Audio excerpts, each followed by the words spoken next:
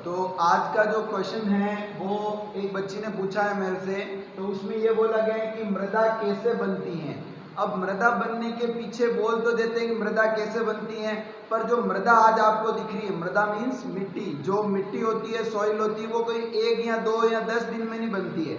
उसको बनने के लिए करोड़ों लाखों सालों के बाद कुछ मुट्ठी भर मिट्टी बन पाती है। तो इसके पीछे बहुत सारे फैक्टर्स होते हैं, कारक होते हैं जो मिट्टी बनने के लिए जिम्मेदार होते हैं। तो यहाँ पर सबसे पहले मैं आपको कुछ बताना चाहता हूँ कि सबसे पहले जो यहाँ पर है, मैं एक प्रकाश से आपको समझाऊंगा कि प्रकाश एक कारक है जो अजैविक कारक है।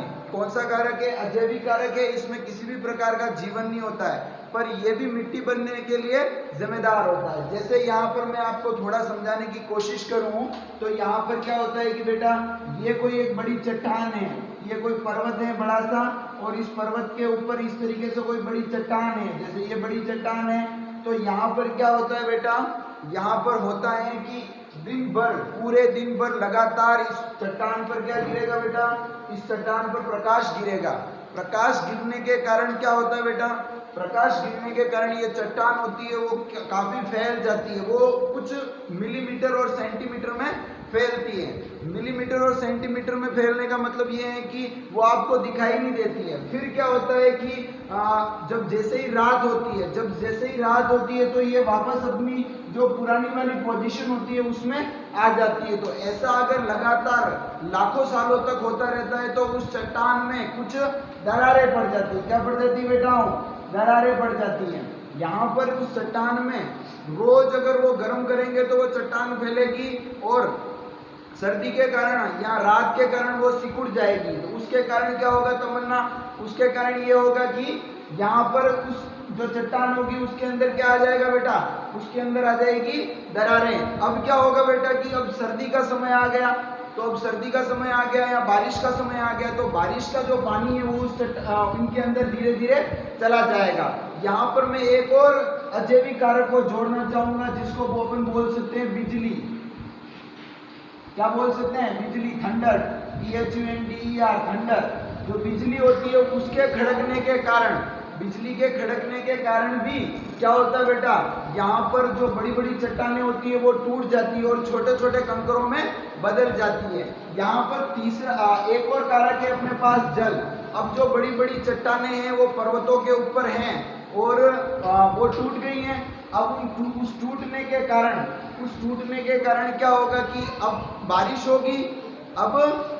होगी तो वो धीरे धीरे जो पत्थर होंगे वो लुढ़कते लुढ़कते कहाँ आएंगे, नीचे जमीन पर आएंगे। और फिर जैसे यहाँ पर ये यहाँ पर बारिश हुई बहुत ज्यादा, और जो ये पत्थर के टुकड़े टूटे हैं उस चट्टान के, वो बहते हुए धीरे धीरे नदी में आएंगे। किस तरीके से आएंगे? धीरे धीरे नदी में आएंगे और लुढ़कते लुढ़कते वो और क्या हो जाएंगे, छोटे छोटे जो छोटे छोटे टुकड़ों में कन्वर्ट हो जाएंगे। तो बारिश, जल भी एक अजैविक कारक है जो खुद मृदा बनने में मदद करता है। यहाँ पर ये अपने पास जल हो गया, प्रकाश हो गया, वायु। अब जो मिट्टी आप देखते हो किसी ग्राउंड हो या कहीं पे भी पड़ी हो, तेज हवाएं, आंधियां चलती हैं, तो ये जो छोटे छोटे कण होते हैं वो एक जगह से उड़ के दूसरी जगह पर चले जाते हैं और वो वापस दूसरी जमीन पर जहाँ टकराते हैं तो वो और छोटे छोटे टुकड़ों में टूट जाते हैं, और इस तरीके से और छोटे छोटे कणों, मिट्टी के कणों का निर्माण होता है। यहाँ पर फिर एक सबसे अच्छा कारक आता है, वो होता है जैविक कारक। जैविक कारक में बहुत सारे जीव होते हैं जो लाइकेन जिनको बोलते हैं। जो लाइकेन जीव होते हैं वो क्या करते हैं, बहुत सारा लाइकेन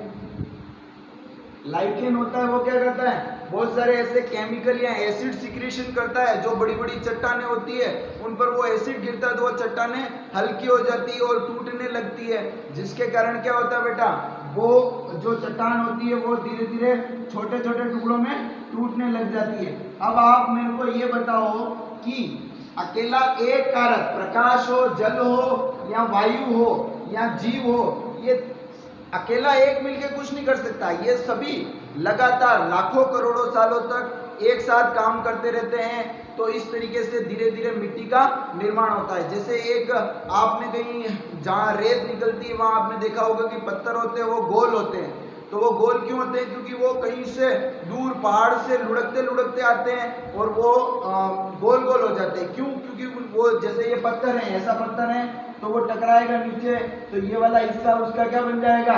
ये वाला हिस्सा उसका छोटी सी मिट्टी का एक कण बन जाएगा। तो इस तरीके से मिट्टी का निर्माण होता है। तो मेरे हिसाब से आपको ये वीडियो पसंद आया होगा। तो मिलते हैं अगले वीडियो में।